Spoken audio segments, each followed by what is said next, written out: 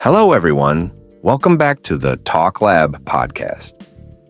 Today, we're going all in on a topic that every English learner desperately needs: natural, everyday expressions used by real speakers in daily life. Not textbook phrases, not stiff, formal sentences.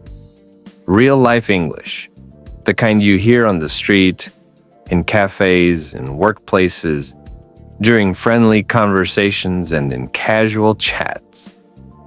By the end of this episode, you'll have dozens and dozens of authentic phrases you can start using instantly.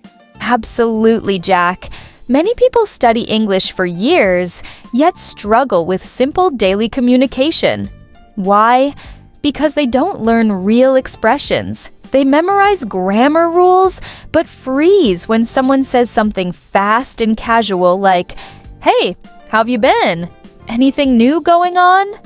So today, we want to bridge that gap. We want learners to sound natural, confident, and spontaneous. Let's kick off with greetings, because they are the entry point to every single conversation. Instead of the standard hello, native speakers constantly switch between, "Hey there, what's happening? How's everything? How have you been?" Each one has a slightly different vibe: friendly, curious, casual, relaxed. And the responses matter. Instead of overthinking, just use what natives say. "Doing great?" "Pretty good, actually." "Just taking it easy." "Can't complain at all." Short, simple, natural, and very fluent sounding. Now, let's move into phrases for everyday movement and actions, because you'll use these constantly. When leaving home, "I'm heading out." "I'll be back later." "I'm on my way." When you want someone to wait, "Hold on a sec." "Just a moment." "Give me a minute." Great. And when you're multitasking or busy, "I've got a lot going on." "I'm swamped." "I'm tied up right now." These expressions allow you to communicate your time and energy realistically.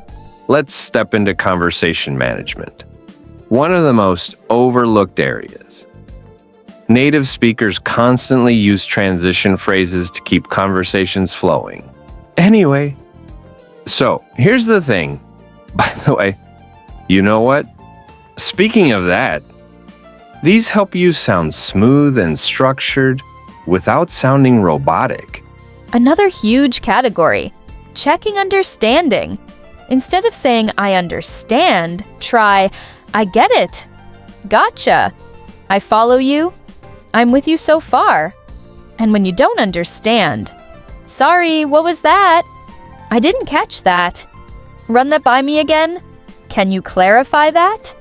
These are extremely common and make conversations natural. Let's add personal reactions, because real conversations are full of emotions. Instead of simply saying "I'm happy," try "I'm over the moon." "I'm thrilled." "I'm in a great mood." Instead of "I'm sad," you can say "I'm feeling down." "I'm a bit low today." "I'm not myself today." These expressions add depth and personality. Yes, and people often need to express surprise or disbelief. "No way." "Are you serious?" "You're kidding." "Get out of here." These are used constantly in natural spoken English. Let's move into useful workplace phrases that make you sound professional but still natural. Let's touch base later. "Can you fill me in?" "I'll keep you posted." "That works for me." "Let's get this sorted." Super common in offices around the world. We should also include phrases to show interest, because communication is a two-way street. "Oh, really?" "That's interesting." "Tell me more." "What happened next?" These show that you're actively engaged in the conversation. Now let's give listeners phrases for making suggestions. Maybe we could... How about we try, "Have you considered?" We might want to. These are polite, friendly, and flexible. And phrases for giving advice. If I were you, you might want to. My suggestion would be, it's worth trying. These expressions help learners participate in meaningful conversations. Now, let's introduce expressions for talking about plans. I'm planning to. I'm thinking about. I'm looking forward to. I might. Very real life and very helpful. And for canceling plans politely. Something came up. Can we reschedule?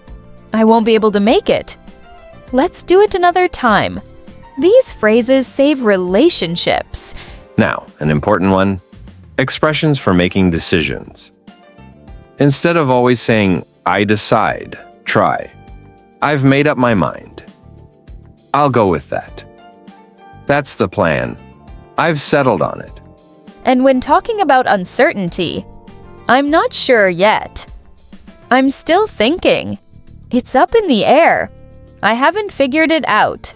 We should also give our listeners phrases to express excitement. I can't wait. This is going to be great. I'm pumped. I'm super excited. And phrases for disappointment. That's too bad. What a shame. That didn't go as planned. I was hoping for better. Okay, let's cover phrases for giving opinions. The real ones native speakers use. To be honestly speaking, the way I see it, from my perspective, as far as I'm concerned. And when you want to soften your speech, I might be wrong, but just my 2 cents. I don't mean to interrupt, but correct me if I'm wrong. These make your speech polite, mature, and natural. Now let's give learners phrases for ending conversations smoothly. All right, I should get going. Let's catch up later. Talk to you soon. I'll see you around.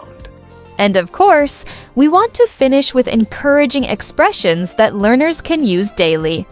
You've got this. Keep it up. You're making progress. Don't give up.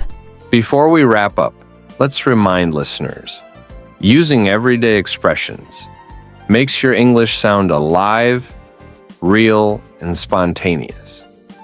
You don't need overly long sentences. You need flexibility, confidence, and variety. Exactly. Practice these expressions in real conversations, voice messages, online chats, or even when speaking to yourself. The more you use them, the more automatic they become. All right, everyone. That brings us to the end of today's extended phrase-packed episode.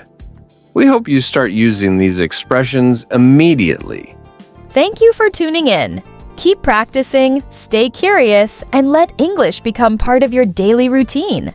This is the Talk Lab podcast. See you in the next episode.